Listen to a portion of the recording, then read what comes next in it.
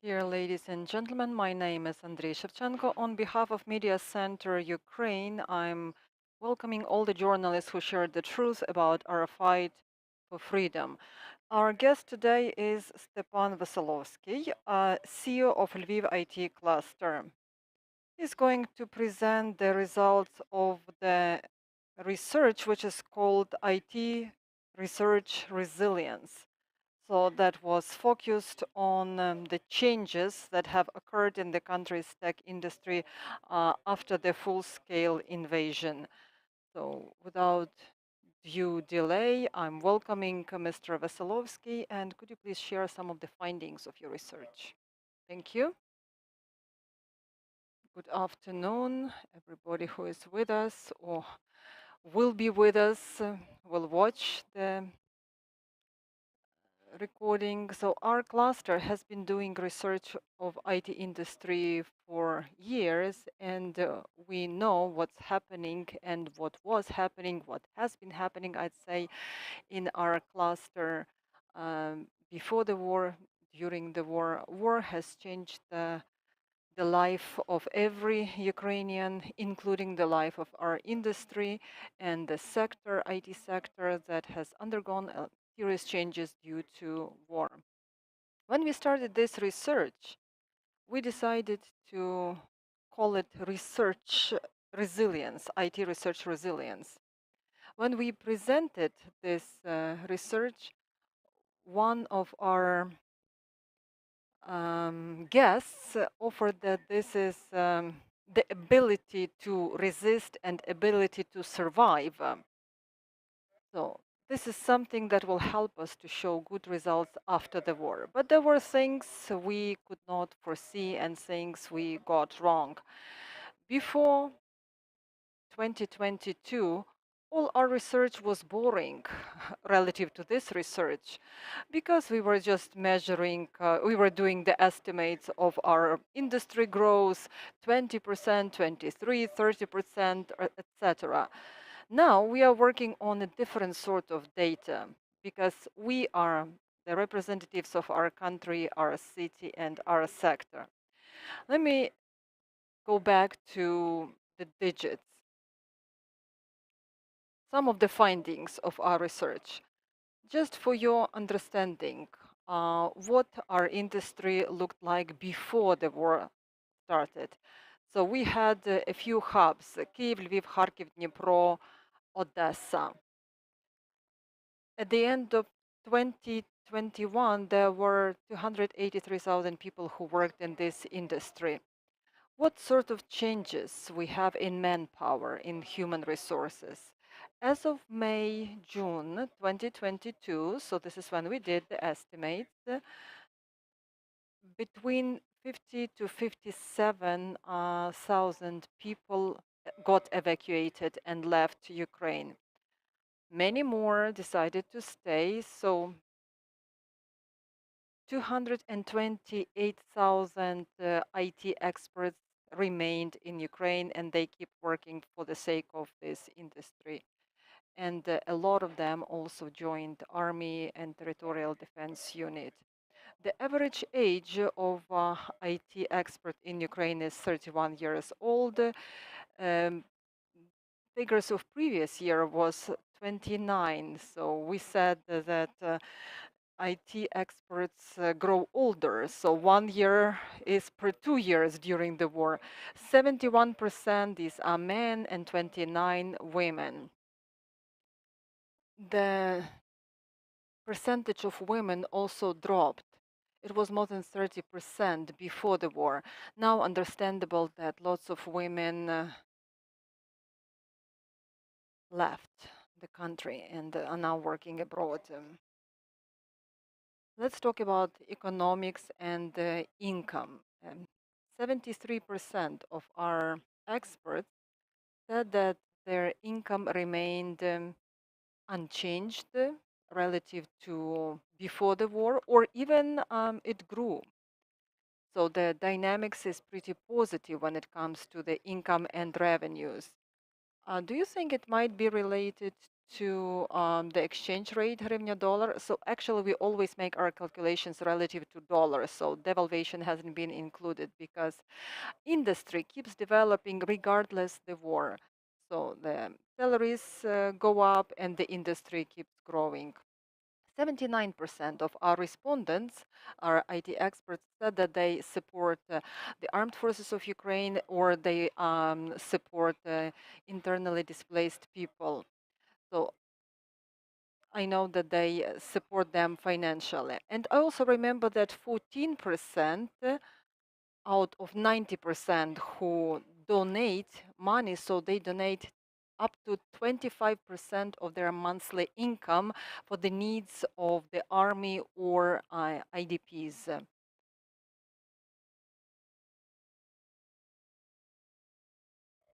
Another interesting fact, speaking of relocation, I think I was here in March last time and I made certain estimates about relocation as to how many people moved to the west of Ukraine, western regions of Ukraine.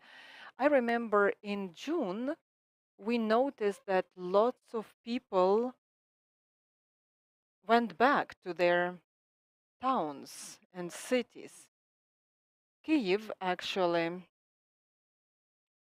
um, probably has the same number of people as it had before the war when we are talking about IT experts.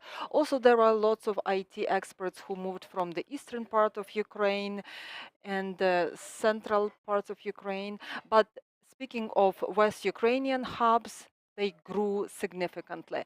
So we, for example, have a new hub in Transcarpathian region, Ivano-Frankivsk, Lviv. Also, we have bigger number, Chernivtsi, Volyn. It was a surprise, but plus 1.5 thousand people working in IT sector. All those people who got relocated during the first months of the war, they spent almost $15 million. To be brutally honest, it is $14.7 million. So this is what was spent for relocation by people, not companies. And more than $13 million people spend monthly living not at home, but living in western part of Ukraine. By the end of the year, our forecast is that these expenses will come to $130 million. So this is what people are going to spend living outside home. This is yet another economic benefit to the cities that are hosting these people, and this is good for the local communities. Speaking of migration trends, our industry, and I believe lots of other Ukrainians and entrepreneurs and governments, so I think that we all ask ourselves a question, what do people think about migration? Because the countries make people, people become the citizens, and I believe that we keep winning this war because we are good citizens of our country. More than 50% of our IT experts want to live in Ukraine, regardless the war, no matter what.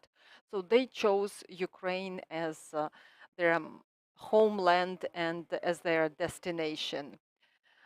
We considered three different scenarios when we were talking about migration trends. It's hard to predict which scenario will be the winning scenario, but I believe that migration barometer can fluctuate from people willing to migrate to people willing to stay at home. And of course, IT sector development contributes to that. Given positive scenario means victory because all scenarios basically include victory, but a positive scenario, this is integration and maximum liberalization of our economy. Given this positive scenario, 78% of our respondents will stay in Ukraine for sure, and only 12%, a mere 12%, and this figure-wise, it's 27,000 people will try to immigrate abroad. It's interesting, but at the same time complex figure to perceive. Even if scenario is positive, we will face migration of IT experts from Ukraine. This is I'm looking for the right word. Even best case scenario, it's worst scenario, because the number of people we might lose is between 6 to 12%. We also invited futurologists to our research, and they took these figures for interpretation into their model. They mentioned 6%. We are more pessimistic, so we came up to 12%. I mean, our team seems to be pessimistically realistic. Who are we going to lose potentially? Who are going to be those migrants? These are mostly men aging 34 plus who have families. So this is the most vulnerable sector. We call them seniors in IT industries because they are most prone to immigration. Our research says that these could be people from those who moved from other regions to West Ukraine, and also these are Westerners who stayed here. So Western regions are considered to be safer places. What are the factors that affect their decision? So first of all, nobody knows how the war is going to end and which territories we are going to win back. Next is economic policy after the victory, because IT sector is very vulnerable when it comes to authoritarian mode in economics. Another sector is whether the family has been divided. I mean, wife and children got relocated abroad and husband stayed here. So I believe when the time is ripe, so the family will get reunited. And during our research has something new. So this is unemployment. We haven't seen unemployment yet. So people are not secure, and job security is one of the factors. So we know that top 4 criteria that affect immigration decisions is unemployment and job security factor. And one more important factor, this is more personal, whether your housing was damaged.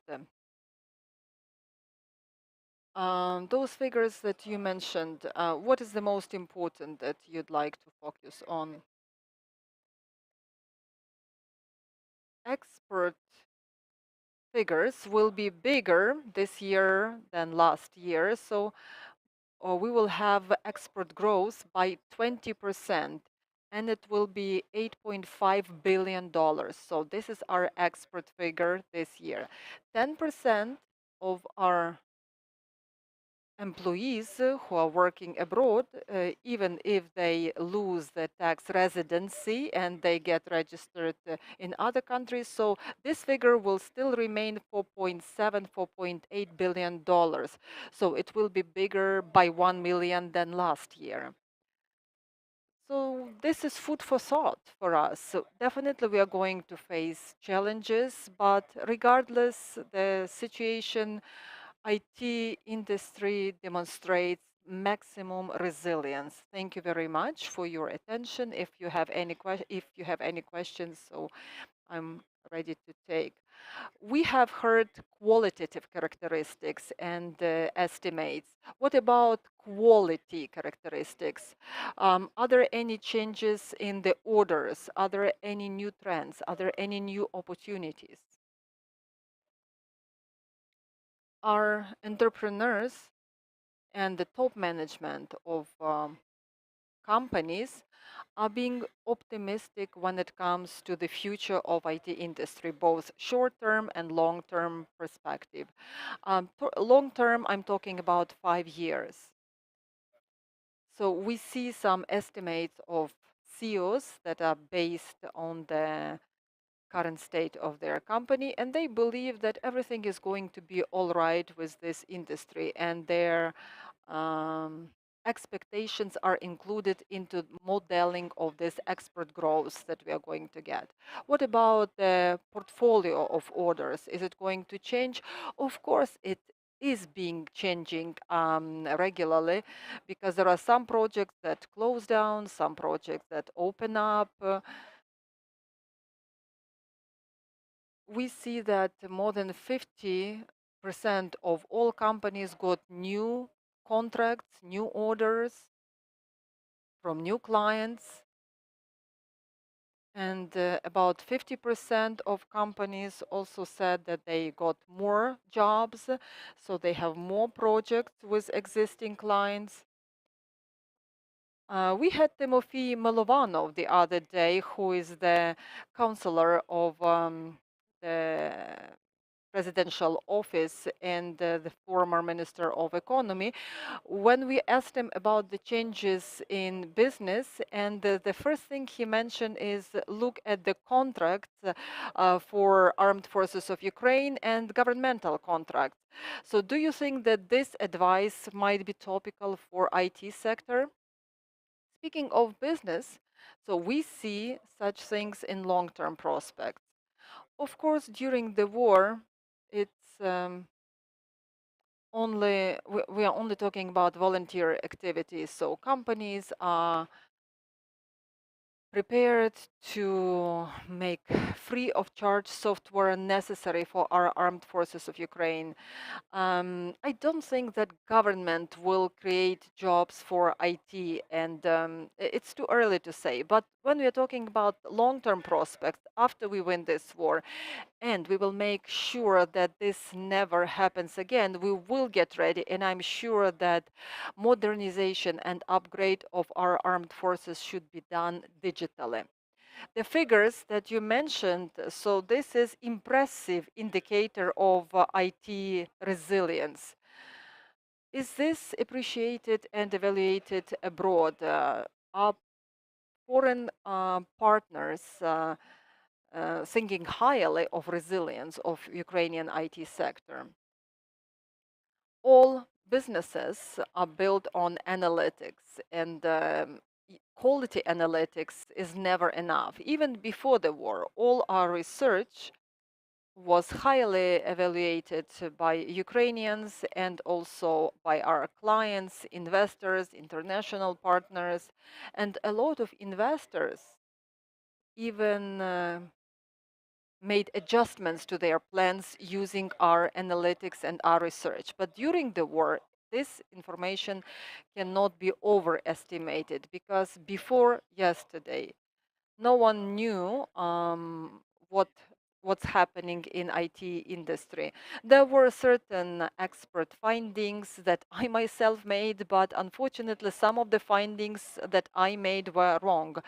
So this objective data based on sampling is very important for business. Do you think people abroad value the quality of Ukrainian IT sector? Of course they do, because the figures speak for themselves.